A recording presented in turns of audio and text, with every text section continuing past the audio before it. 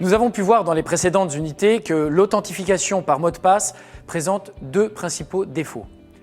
La faiblesse potentielle des mots de passe définis par les utilisateurs et les risques de divulgation.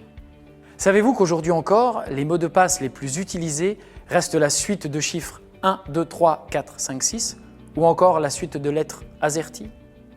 À présent que vous possédez une vision plus claire des faiblesses des mots de passe et des attaques possibles par un individu malveillant, vous avez désormais toutes les clés en main pour commencer à sécuriser vos mots de passe.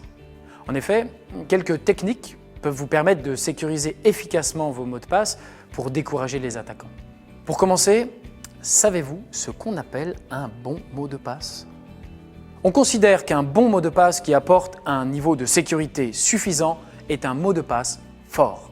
C'est-à-dire qu'il est suffisamment complexe pour être difficile à deviner par un attaquant dans un temps raisonnable, à l'aide d'outils automatisés de recherche qui mettent en œuvre les différentes techniques d'attaque vues précédemment, telles que les attaques par dictionnaire, par force brute, par permutation, les attaques distribuées et les attaques de proximité.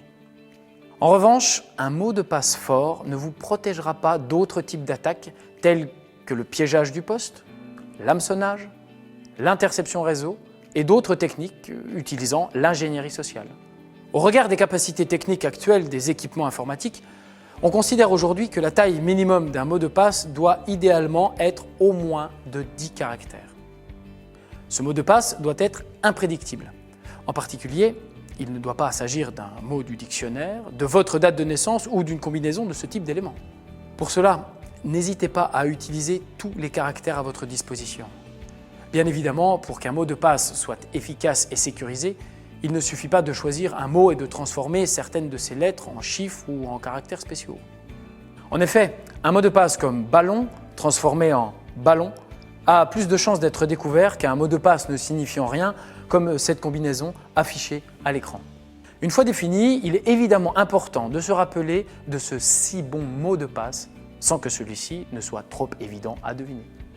Pour choisir vos mots de passe de manière sécurisée, il est donc nécessaire d'être inventif et très organisé pour développer des stratégies de mémorisation efficaces.